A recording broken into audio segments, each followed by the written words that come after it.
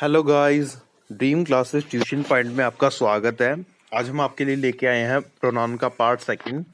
Pronoun के part one में हमने पढ़ा था डेफिनेशन ऑफ प्रोनाउन, प्रोनाउन के काइंड्स और पर्सनल प्रोनाउन एंड इसके यूज। ठीक है, आज हम पढ़ेंगे पार्ट सेकंड में बचे हुए जो भी हमारे प्रोनाउन रहते हैं उसके बारे में।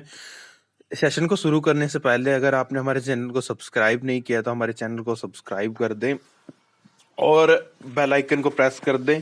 अगर आपको हमारी वीडियो पसंद आती है तो लाइक करें और कमेंट करके जरूर बताएं। ठीक है, तो चलिए सेशन को शुरू करते हैं। Reflexive pronoun.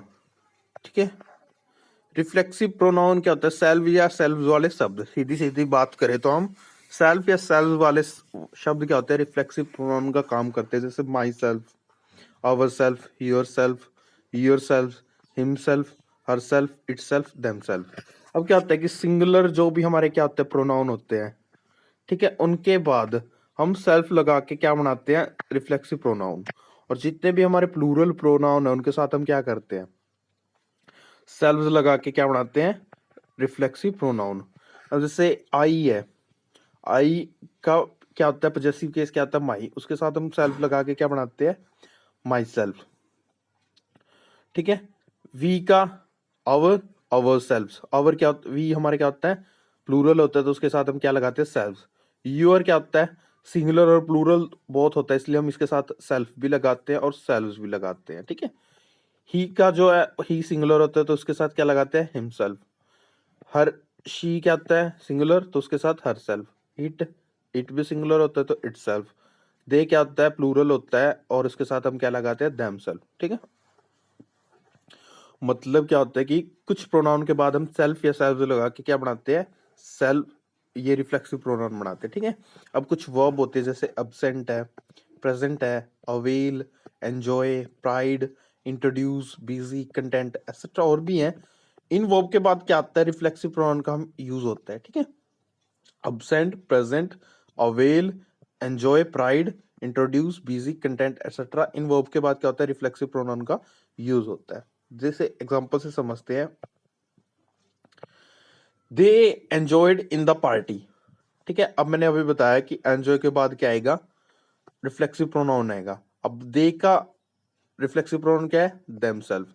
They enjoyed themselves in the party. ये हमारा क्या हो जाएगा? ओके हो जाएगा, ये हमारा गलत हो जाएगा। ठीक है, she prides on her beauty. उसको अपनी ब्यूटी पे गर्व है। अब मैंने क्या बताया कि प्राइड के बाद क्या आता है? पहले वाले का क्या आता है? सब्जेक्ट, इसका प्रोनाउन का रिफ्लेक्सिव प्रोनाउन आता है। अब शी का रिफ्लेक्सिव प्रोनाउन क्या है? Her self. ठीक है, तो ये हमारा गलत हो जाएगा, ये हमारा ओके हो जाएगा। ठीक है, she prides her self on her beauty. Next है डेमोन्स्ट्रेटिव प्रोनाउन। किसी भी चीज को पॉइंट आउट करने के लिए, अभी कोई दूर की वस्तु उसको बताने के लिए, कोई या कोई पास की वस्तु उसको बताने के लिए डेमोन्स्ट्रेटिव प्रोनाउन का यूज होता है। ये बस ये चार ही है, दिस, दैट, दीज, दोज। ठीक है, दिस का यूज किसी निकट की वस्तु या व्यक्ति के लिए होता है। दिस का यूज किसी निकट की वस्तु या व्यक्ति के लिए होता है। और दिस क्या होता है? सिंगुलर होता है और इसका प्लूरल होता है दीज। दिस का प्लूरल क्या होता है? दीज। दिस का यूज निकट के लिए होता है और दैट का यूज किसी दूर की वस्तु या व्यक्ति के लिए होता है। अब निकट के लिए दिस का और दूर के लिए दैट का। दैट क्या होता है? सिंगुलर होता है। दैट होता है सिंगुलर और इसका प्लूरल होता है दोज। दिस का प्लूरल दीज, दैट का प्लूरल दोज। दिस का प्लूरल दीज, दैट का प्लूरल दोज। ठीक है, एग्जांपल से समझते आइए। जैसे दीज आर अ बुक। अब बुक क्या है? सिंगुलर है और सिंगुलर के लिए क्या आता है? दिस आता है, ना कि दीज। तो हमारे क्या हो गया? एक गलत हो गया। This is books. अब बुक्स क्या है? प्लूरल है और प्लूरल के लिए क्या आता है? दीज आता है, तो ये हमारे क्या हो गया? गलत हो गया। This is a book. अब बुक भी सिंगुलर और सिंगुलर के लिए किसका यूज किया है? दिस का, तो ये हमारा क्या हो गया? ओके हो गया। ठीक है, बुक सिंगुलर, दिस भी सिंगुलर के लिए हो जाता है, तो ये हमारा क्या हो जाएगा? ओके हो जाएगा। These are books, books plural और दीज का यूज हम प्लूरल के लिए करते हैं, तो क्या हो गया? हमारा ओके हो जाएगा। That is books. अब बुक्स क्या है? प्लूरल और दैट क्या होता है? दैट का यूज हम सिंगुलर के लिए करते हैं, तो हमारा क्या हो जाएगा? रॉन्ग हो जाएगा। Those are a book. अब बुक क्या है? सिंगुलर और दोज का यूज हम कब करते हैं? प्लूरल के लिए, तो ये हमारा क्या हो जाएगा? रॉन्ग हो जाएगा। That is a book. अब बुक सिंगुलर, दैट का यूज भी हम सिंगुलर के लिए करते हैं, तो हमारा क्या हो जाएगा, ये ओके हो जाएगा। ठीक है, those are books, books plural है और दोज का यूज हम प्लूरल के लिए करते हैं, तो ये हमारा क्या हो जाएगा, ओके। दिस का प्लूरल, दिस का प्लूरल दीज, और दिस किसके लिए यूज होता है, सिंगुलर के लिए। दीज का यूज प्लूरल के लिए और दैट का यूज सिंगुलर के लिए और दोज का यूज प्लूरल के लिए। ठीक है, चलिए नेक्स्ट देखते हैं। रिलेटिव प्रोनाउन के नाम से ही पता चल रहा है किसी ना किसी चीज को रिलेट करने के लिए, जोड़ने के लिए। इस प्रोनाउन का यूज वाक्य के दो भागों को जोड़ने के लिए होता है। ठीक है, इसलिए ये वाक्य के साथ साथ कंजक्शन का भी काम करते हैं। अब कंजक्शन क्या होती है भाई, सेंटेंसेस को भी क्या करती है, कनेक्ट करती है, और वर्ड को भी कनेक्ट करती है, फ्रेज को भी कनेक्ट करती है। इसका क्या, ये अब ये रिलेटिव प्रोनाउन क्या कर रहा है, सेंटेंस के दो भागों को जोड़ने का काम कर रहा है, तो ये कंजक्शन का भी काम करता है, इसलिए इसको कंजक्शन भी बोल सकते हैं, रिलेटिव कंजक्शन। ठीक है, जैसे हु, हुज, विच, दैट और व्हाट। ठीक है, ये कुछ रिलेटिव प्रोनाउंस है। हु का यूज किसी पर्सन के लिए होता है। ठीक है, विच का यूज नॉन लिविंग के लिए होता है, निर्जीव वस्तुओं के लिए। एंड दैट एंड व्हाट का use for both living and non living. ठीक है, दैट का यूज क्या आता है, for both living and non living के लिए होता है। दैट का प्रयोग हम मुख्य रूप से जानवरों के लिए भी करते हैं। ठीक है, और व्हाट का यूज होता है एब्स्ट्रैक्ट नाउन के लिए। हु का यूज होता है पर्सन के लिए, विच का यूज होता है नॉन लिविंग के लिए, दैट एंड व्हाट का यूज होता है for both living and non living. लेकिन दैट का यूज मोस्टली हम एनिमल्स के लिए करते हैं, और व्हाट का यूज होता है एब्स्ट्रैक्ट नाउन के लिए। चलिए इन सबको एग्जांपल से समझते हैं। आई do not like the boy who has done it. अब देखो, बॉय की बात हो रही है, तो बॉय के लिए हमने क्या किया, हु हैज डन इट, जिसने ये किया है। मुझे वो लड़का नहीं पसंद, कौन लड़का नहीं पसंद, हु हैज डन इट। अब I do not like the boy, ये एक अलग पार्ट था, और हु हैज डन इट ये अलग पार्ट था, और इसको जोड़ने काम कौन कर रहे हैं, who, relative pronoun. This is the pen. अब पेन क्या है, नॉन लिविंग है, और उसके लिए हमने क्या यूज किया, विच, तो हमारे ये भी ओके, ये भी okay. This is the cow, ये क्या है, काउ है, दैट आई बोट, जो मैंने खरीद दिया। अब देख, मैंने बोला था कि एनिमल्स के साथ क्या आता है, दैट आता है। ठीक है, दैट आई बोट, तो हमारे क्या हो गया, okay. I do not understand what you से। अब अंडरस्टैंड क्या हमारा एब्स्ट्रैक्ट नाउन है, नहीं समझा, व्हाट यू से, तो हमने क्या यूज किया, व्हाट का। ठीक है, ह्यूमन बीइंग के लिए क्या आता है, हु आता है। नॉन लिविंग के लिए क्या आता है, विच आता है। और दैट और क्या था, ये दिस और ये था दैट और व्हाट। दैट और व्हाट का यूज क्या आता है, for both living and non living के लिए। व्हाट का यूज एब्स्ट्रैक्ट नाउन के लिए भी होता है। ठीक है,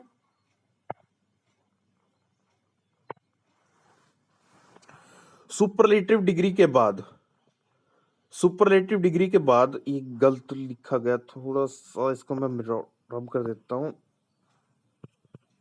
सुपरलेटिव डिग्री के बाद अगर कोई नाउन हो, तो उसके बाद हम क्या करते हैं, रिलेटिव प्रोनाउन दैट का यूज होगा। सुपरलेटिव डिग्री के बाद अगर कोई नाउन हो, तो उसके बाद हमेशा रिलेटिव प्रोनाउन दैट का यूज होगा। ठीक है, एग्जांपल से देखते हैं इसको। जैसे he is one of the best. अब बेस्ट क्या, हमारी सुपरलेटिव डिग्री है, उसके बाद हमने नाउन बॉयज का यूज किया, that I have ever seen, तो हमारे ये क्या हो जाएगा, ओके हो जाएगा। He is one of the best boy that I have seen. Superlative degree के बाद बेस्ट के बाद क्या है, नाउन है बॉयज, और उसके बाद हमने दैट का यूज किया, तो हमारा क्या हो जाएगा, ओके।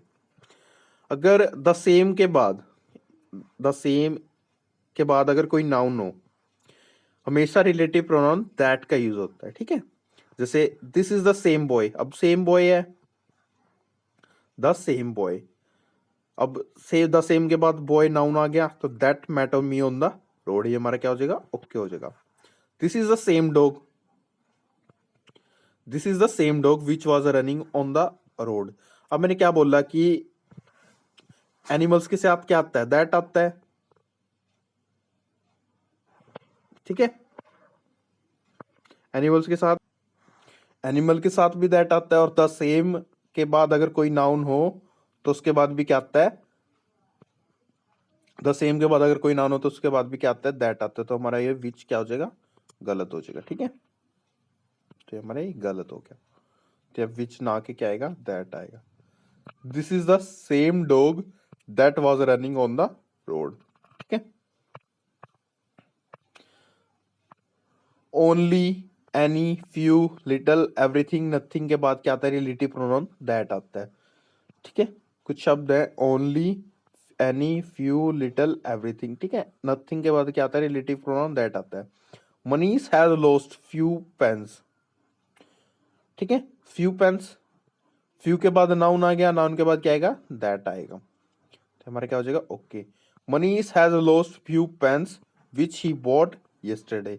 अब फ्यू के साथ क्या आएगा, फ्यू के साथ नाउन आ गया और नाउन के बाद क्या आना चाहिए था, दैट। तो हमारे विच वाला पार्ट पे गलती होगी, विच ना के क्या आएगा यहाँ पे, दैट आएगा। ठीक है, दैट हमारा ओके हो जाएगा। ठीक है, नेक्स्ट है डिस्ट्रीब्यूटिव प्रोनाउन। ठीक है,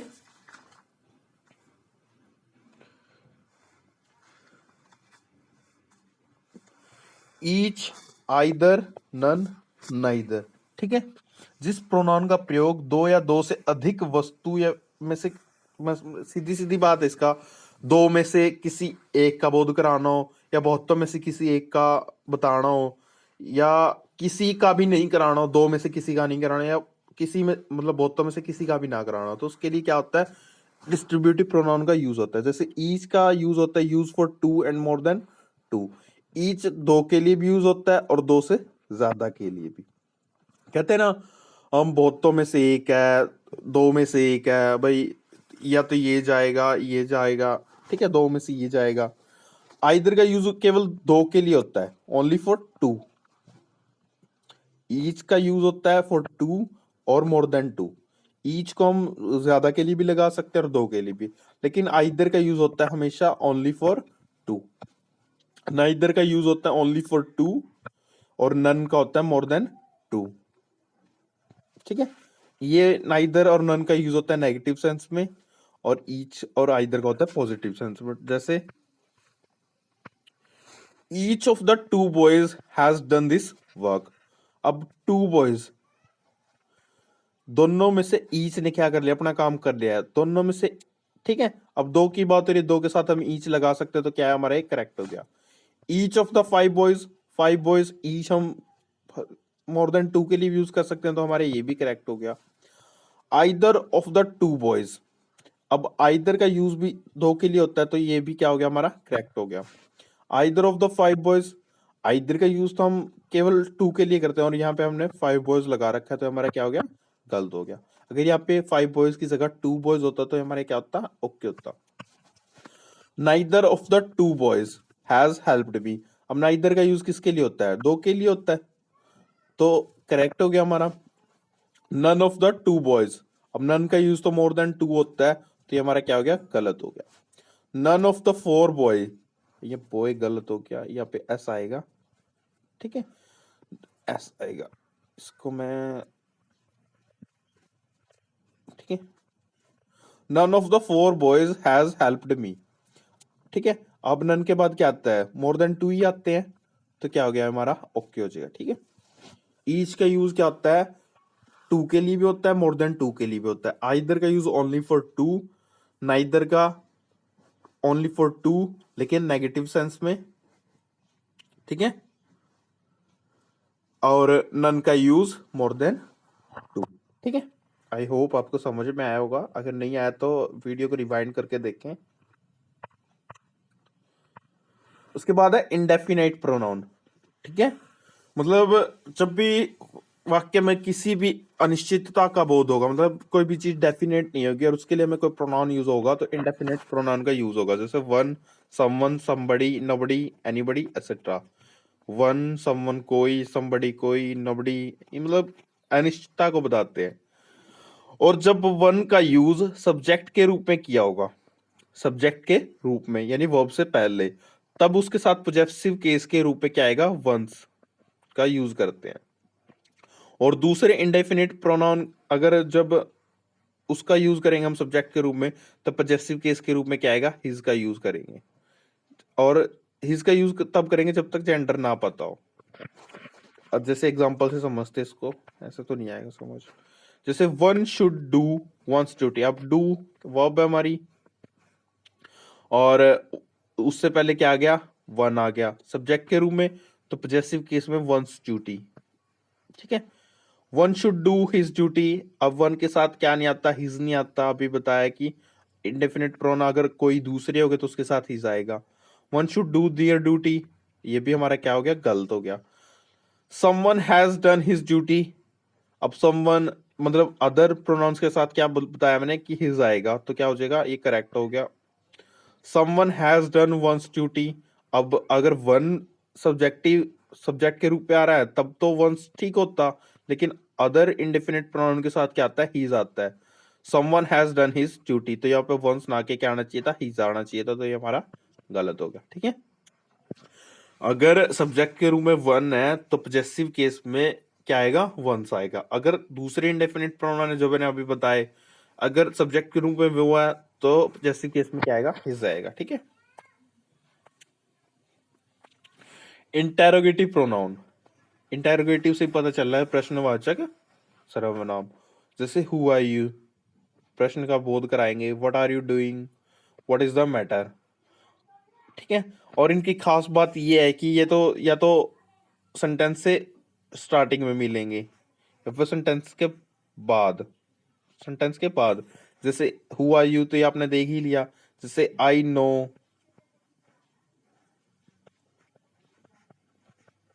you are laughing why.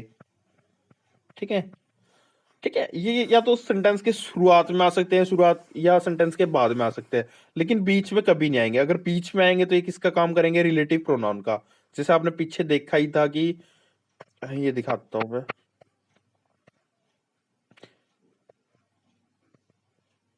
I do not like the boy who has done it. ठीक है, ये बीच में देखा था आपने, मैं इसको एक बार रब कर देता हूं।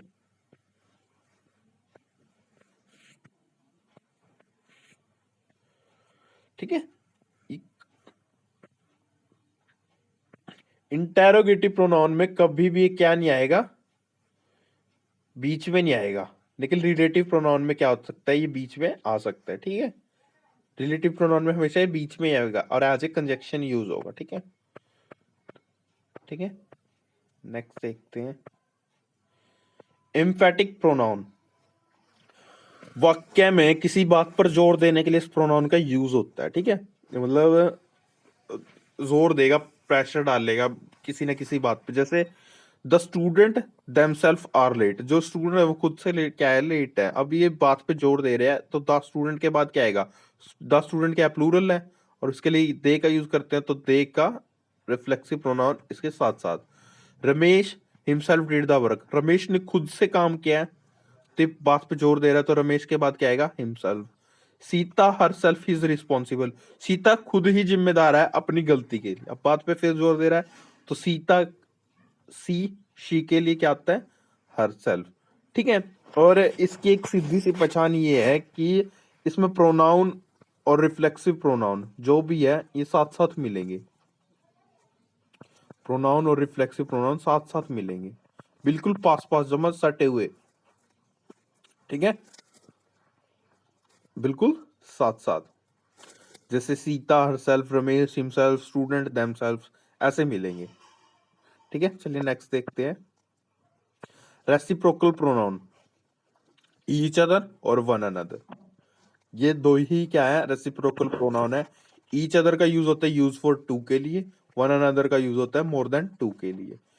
You and I helped each other, तुमने और मैंने क्या किया, एक दूसरे की मदद की है, तो ईच अदर दो की बात हो रही है, दो के साथ each other. I and you help each other, लेकिन यहाँ पे भी तो दो की बात हो रही है, लेकिन फिर भी ये सेंटेंस क्या है, गलत है। अब नॉर्मल सेंटेंस है, मैंने पर्सनल प्रोनाउन बताया था तब, जब ऑर्डर ऑफ प्रोनाउन बताया था क्या होता है, जब एक से ज्यादा प्रोनाउन एक साथ आते हैं तब क्या करते हैं, सिंपल सेंटेंस में हम क्या करते हैं 231 का फॉर्मूला यूज करते हैं, और जब कोई नेगेटिविटी या बैड बात की हो तो उसकी क्या करते हैं 1 2 3 का यूज करते हैं। अभी I and you help each other, ठीक है, नॉर्मल सेंटेंस है, नॉर्मल सेंटेंस का स्ट्रक्चर क्या होना चाहिए कि पहले सेकंड पर्सन, फिर थर्ड और फिर फर्स्ट। अब आई क्या है हमारा, आई हमारा फर्स्ट पर्सन है और फर्स्ट पर्सन हमने क्या लिख रखा है, पहले लिख रखा है, और यू हमारा सेकंड पर्सन है। पहले क्या आना चाहिए था, यू आना चाहिए था, फिर आना चाहिए था आई, तभी हमारा क्या हो जाता, ओके हो जाता। तो ये हमारा क्या है, गलत है। ठीक है। All of the student hate each other. अब ऑल ऑफ द स्टूडेंट यानी मोर देन 2 की बात हो रखी है, तो ईच अदर नहीं आएगा, तो ये हमारा क्या हो जाएगा, गलत हो जाएगा। All of the student hate one another. अब बहुतों की बात हो रही है और बहुतों के लिए हम क्या करते हैं, वन अनदर का यूज करते हैं, तो हमारा क्या हो जाएगा, ओके हो जाएगा। ठीक है। तो ये थे हमारे प्रोनाउन। अगर आपको वीडियो पसंद आती है तो हमारे चैनल को सब्सक्राइब करें, लाइक करें, शेयर करें और कमेंट करके जरूर बताएं आपको वीडियो कैसे लगती है। ठीक है।